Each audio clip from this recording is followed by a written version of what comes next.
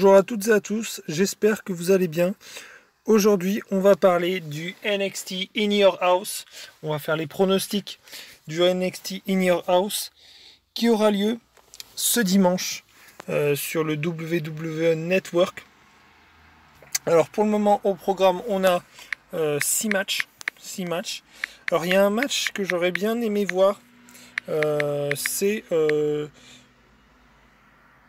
match pour le titre Cruiserweight, le titre Cruiserweight, Drake Maverick, qui, si jamais il gagnait le titre, il récupérait sa carrière à la WWE. Et à la fin du match, c'est El Hero del Fantasma qui est le champion Cruiserweight.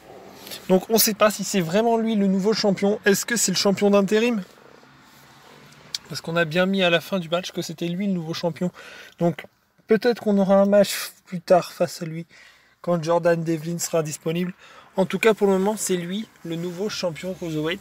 Un gros push pour lui, parce que durant tout le tournoi, bon, il avait du potentiel, ce catcheur, mais il obtient directement un push pour le titre, alors que tu as d'autres catcheurs qui étaient là depuis un petit moment et qui n'ont toujours rien eu. Donc là, c'est gros push pour El Hero del Fantasma, surtout qu'on dirait qu'il part sur une rivalité, avec une personne qui est enlevée, on ne sait pas, des anciennes superstars. Je crois qu'on a un Raul Mendoza qui a été enlevé, des choses comme ça. Donc je pense qu'on part sur une rivalité comme ça, mais on ne sait pas du tout où ça va aller. Drake Maverick, qui finalement est revenu, a été rembauché par la WWE. Moi, j'ai de plus en plus un mal de croire que ce n'était pas un work. Pour moi, c'est un work. 100%.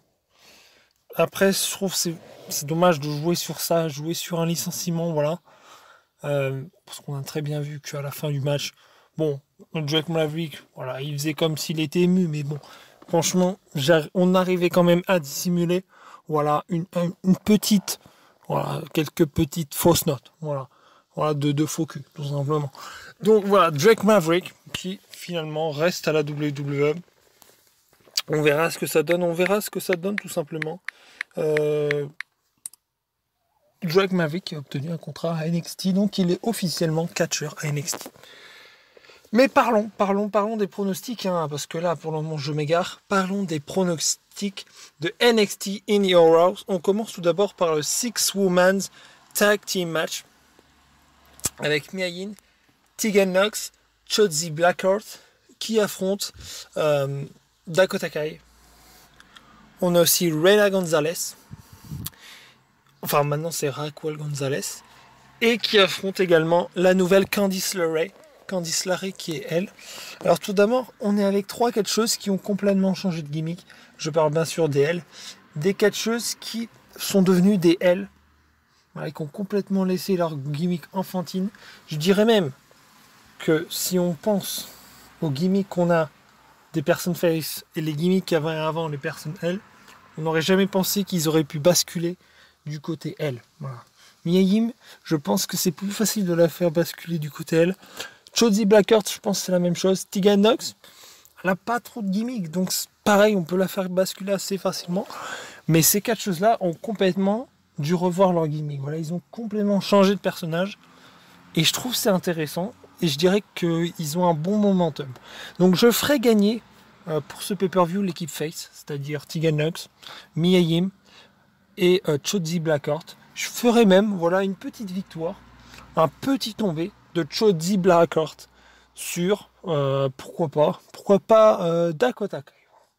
Peut-être pour avoir un petit push de Shotzi Blackheart. Moi j'aime bien ce gimmick. Je trouve qu'elle a du potentiel. Tegan Nox, je pense aussi qu'elle a un gros potentiel. Donc j'offrirai un push, et une victoire à l'équipe face, tout simplement. Ensuite, on a le match pour le championnat américain. Keith Lee qui défend son titre contre pas mal de personnes. Il l'a défendu déjà contre Cameron Grimes, contre Roderick Strong, contre Damian Priest, contre Dominic Dijakovic. Donc, il a affronté plusieurs personnes, quand même, Keith Lee, depuis qu'il est champion. Alors que quand Roderick Strong était champion, il défendait pas tant que ça son titre, honnêtement. Et là, victoire encore de Keith Lee. Je pense que pour ce match, voilà, il fallait quelqu'un de crédible pour battre Keith Lee. Et voilà, je pense à Johnny Gargano. Pour moi, Johnny Gargano va redevenir pour la seconde fois champion nord-américain et va détrôner Keith Lee. Voilà, c'est mes pronostics. Et pourquoi pas Keith Lee après partir vers le titre de la NXT, parce que je pense que tout le monde veut voir Keith Lee champion de la NXT. Moi, je ne le verrai pas encore partir au main roster. Pour moi, c'est trop tôt. Et Keith Lee, lui, mérite d'être champion NXT, honnêtement. Ensuite, on a un match entre Finn Balor et Damien Priest, ou Damien Priest, comme vous voulez. J'aime beaucoup le personnage de Damien Priest. Voilà, un peu satanique. J'aime bien ce personnage. Son thème, j'aime beaucoup. Et on est face au démon Finn Balor. Alors, pourquoi pas un retour du démon? J'aimerais bien un retour du démon pour ce match. Je pense qu'on n'aura pas. Mais pourquoi pas? Et victoire de Finn Balor. Voilà, parce que c'est quand même Finn Balor. Si Keith Lee a battu Damien Priest, c'est sûr que Finn Balor va battre Damien Priest. Donc, victoire de Finn Balor. Ensuite, on a un match entre Tommaso Ciampa et Karrion Kross. Karrion Kross, il y en a pas mal qui sont hypés pour ses débuts. Voilà, qui trouvent que bon, ça va être quelqu'un qui va monter crescendo. Moi, j'aime pas trop. J'aime pas trop son personnage. Son entrée, par contre, fantastique. Scarlett Bordeaux, superbe entrée, super thème. Premier thème qui est de nouveau disponible sur WWE Music. Voilà. Il n'y avait plus aucune musique qui sortait. Bon, après, c'était à cause des droits avec voilà, CFO et tout. Et Karrion Kross, là, qui a une opportunité contre Tommaso Ciampa. Ah, mais on est contre quand même Tommaso Ciampa. Tommaso Ciampa, je pense que soit il va aller chercher le titre nord-américain si jamais Johnny Gargano le remporte. Voilà. Ou il va aller du côté du titre NXT. Mais en tout cas, Tommaso Ciampa, pour moi, va gagner ce match. Parce que c'est quand même Tommaso Ciampa. Après, c'est le premier match de pay-per-view de Karrion Kross. Mais voilà, c'est Karrion Kross. On a Karrion Kross, Tommaso Ciampa. Voilà, pour moi, Tommaso Ciampa, c'est le main event. C'est le main eventer. Donc non, Tommaso Ciampa gagne. Ensuite, on a un triple threat match. Voilà, entre Rhea Ripley, Io Shirai et Charlotte Flair. Io Shirai, je trouve qu'elle se fait un peu couillonner, puisqu'elle a quand même remporté un match, un ladder match, voilà, pour être challenger au titre de Charlotte Flair, au titre NXT. Et on a un Rhea Ripley qui demande une revanche. Donc pourquoi ils n'auraient pas fait, voilà, Rhea Ripley, Io Shirai, pourquoi ils les auraient pas fait se réaffronter? Je trouve que c'est dommage. Alors après, il justifie ça en disant que voilà, Charlotte Flair a déjà affronté Io Shirai, voilà. Sauf que c'est Rhea Ripley qui a attaqué les deux. Donc, évidemment, Charlotte a conservé.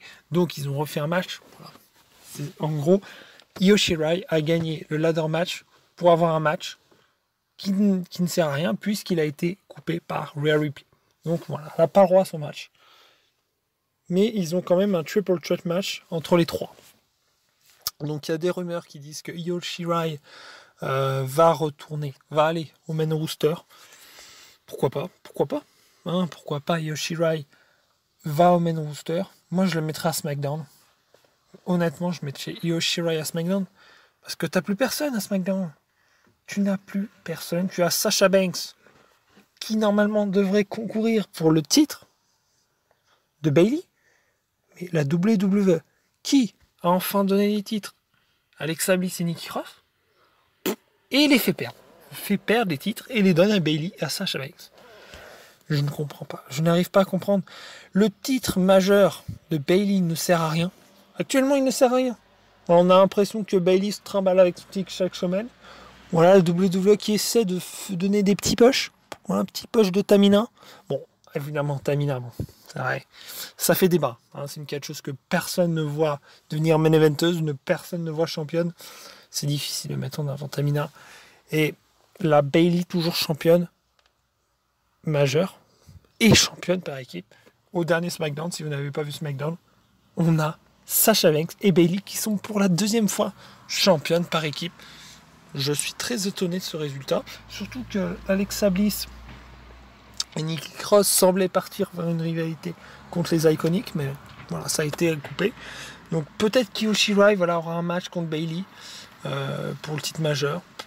Peut-être que Rhea Ripley aussi, peut-être, peut aller au main roster, mais je ne pense pas. Charlotte Flair aussi, je sais pas ce qu'elle fout. Je sais pas ce qu'elle fait à NXT. Pour moi, Charlotte Flair, là, elle est en train de tuer. Elle est en train de tuer toute la division de NXT, en fait. Charlotte Flair, elle est trop forte, elle a trop de momentum. Personne ne peut battre Charlotte Flair. Rhea Ripley, elle avait un putain de momentum lors de WrestleMania. Voilà. Elle aurait pu gagner un match contre Charlotte Flair et là vraiment la mettre comme la championne au haut niveau. Et ils ont fait gagner Charlotte Flair encore une fois. Et là, voilà, ça tourne en rond, ça tourne autour de Charlotte Flair. Et ça ne sert à rien. Voilà. Et à côté, tu as 6 catcheuses fantastiques qui, eux, doivent se contenter de matchs par équipe pour être mises en avant. Voilà. Et à côté, tu as une championne qui est tout le temps mise en avant, la personne de Charlotte Flair. Donc pour ce match, voilà, je vais mettre Rhea Ripley. Voilà, Rhea Ripley, parce qu'évidemment, Charlotte Flair, elle va pas se prendre le tombé, puisque c'est Charlotte Flair. Donc qu'est-ce qu'ils vont faire? Évidemment, ils vont faire que Rhea Ripley, voilà, va faire tomber sur Io Shirai. Voilà, c'est ce qui va se passer, je sais, je suis certain de ce qui va se passer. Rhea Ripley va devenir championne une seconde fois. Voilà, tout simplement. Et c'est ce qui va se passer. Rhea Ripley va ensuite continuer une rivalité contre Charlotte Flair, ou à moins que Charlotte Flair retourne dans le roster principal. Mais je pense que c'est ce qui va se produire. Voilà, Rhea Ripley qui va reprendre le titre. Voilà. Ensuite, on a le match, et là le match que j'attends le plus, Adam Cole contre Velveteen Dream. Alors, il y a des rumeurs qui disent que Velveteen Dream va aller au main roster. Moi, je n'ai pas envie d'y croire, honnêtement. Velveteen Dream, c'est une superstar qui a été pushée pour être champion de la NXT depuis des mois et des mois et des mois. Velveteen Dream, qu'est-ce qu'il va faire au main roster? Qu'est-ce qu'il va faire? Undisputed Era, pour moi, servirait beaucoup plus dans le main roster. Mais là, Velveteen Dream, dans le main roster, Velveteen Dream, il va finir dans le show main event. Voilà. Donc, Velveteen Dream doit remporter ce match. Pour sa carrière déjà, pour devenir champion de NXT, champion américain également. Voilà, pour avoir 2 titres NXT, ce qui serait pas mal. Et de plus, parce que Adam Cole a battu tout le monde. Adam Cole, 365 jours de règne. Voilà. Tous les autres membres de l'Undisputed Era ont perdu leur titre. Je pense qu'il est temps pour Adam Cole de perdre, tout simplement. Parce que là, franchement, tout le monde s'en fout, en fait.